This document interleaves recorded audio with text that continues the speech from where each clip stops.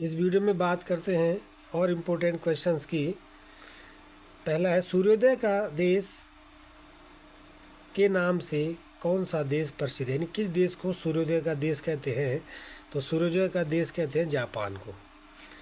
अंतर्राष्ट्रीय महिला दिवस किस तिथि को मनाया जाता है? तो अंतर्राष्ट्रीय महिला दिवस 8 मार्च को मनाया जाता है।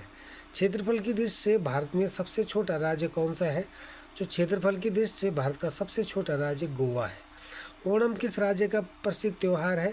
तो ओणम जो है केरल का प्रसिद्ध त्यौहार है। ठीक, एक मैंने आपको बताया था कि बिहू किस राज्य का है?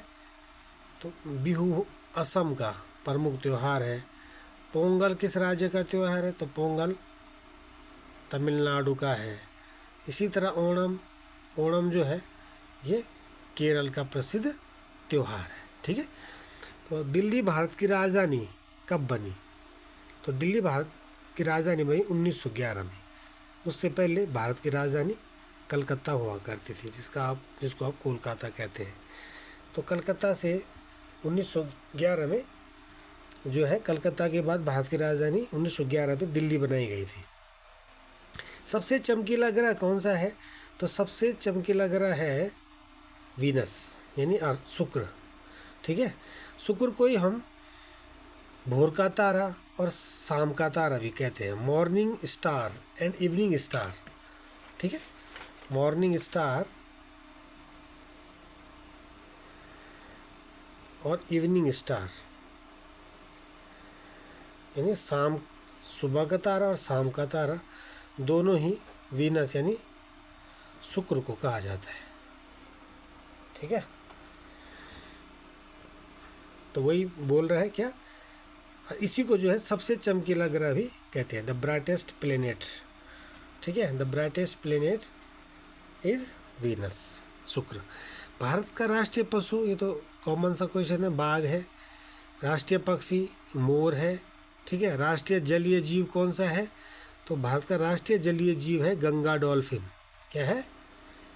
गंगा डॉल्फिन भारत का राष्ट्रीय जलीय जीव है। और राष्ट्रीय फल आप जानते ही हैं, आम है। राष्ट्रीय फूल कमल है ना। राष्ट्रीय पेड़ कौन सा है? बरगद है। राष्ट्रीय खेल हॉकी है ना। भारत के राष्ट्रीय झंडे की लंबाई और चौड़ाई में कितना अनुपात होता है? तो लंबाई और चौड़ाई का अनुपात, भाई भारत का झंडा रेक्टेंगुलर होता है, आयताकार, तो लंबाई और चौड़ाई में जो है 3:2 का अनुपात होता है। ठीक है, 3:2। भारत का राष्ट्रगान किसने लिखा? तो भारत का राष्ट्रगान लिखा रविंद्रनाथ टैगोर ने।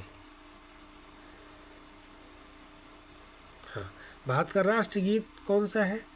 तो राष्ट्रगीत है वंदे मातरम। और राष्ट्रगीत किसने लिखा? बंकिम चंद्र चटर्जी ने। उनकी एक बुक है आनंद मठ। तो आनंद मठ से ये गीत लिया गया है हमारा राष्ट्रगीत। और राष्ट्रगीत कौन सा है? वंदे मातरम, सुजलाम सुफलाम मलयज शीतलाम सस्य श्यामलाम। ठीक है, महात्मा गांधी को राष्ट्रपिता सबसे पहले किसने कहा था? तो सबसे पहले राष्ट्रपिता कहा था उनको नेताजी सुभाष चंद्र बोस ने। महात्मा गांधी को राष्ट्रपिता कह करके सबसे पहले संबोधित किया था। हमारा राष्ट्रीय पंचांग कौन सा है? तो हमारा जो राष्ट्रीय पंचांग है वो शक संवत है। शक संवत हमारा राष्ट्रीय पंचांग है। राष्ट्रगान गाने की अवधि कितनी है? ये तो कॉमन सा क्वेश्चन है, 52 सेकेंड। रेडियो एक्टिविता की खोज किसने की थी? तो रेडियो एक्टिविता, जिसको बोलते हैं रेडियो एक्टिविटी, इसकी खोज की थी हेनरी बेकरल ने, है ना। तो हेनरी बेकरल ने रेडियो एक्टिविटी की खोज की थी। पेसमेकर का संबंध शरीर के किस अंग से है? तो जो हमारा हार्ट होता है इसी को पेसमेकर कहा जाता है। ठीक है, पेसमेकर, पेस माने होता है गति।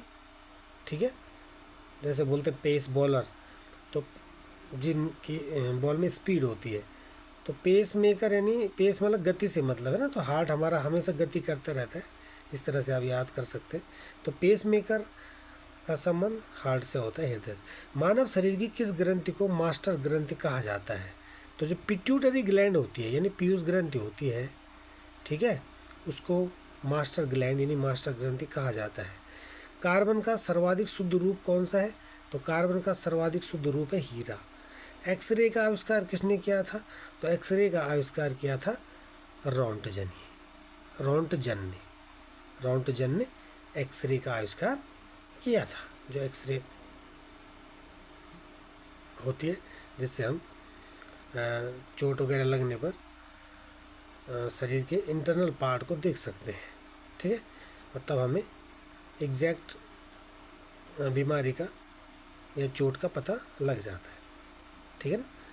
तो एक्सरे की खोज की थी रोंटजन ने। चलिए, थैंक यू।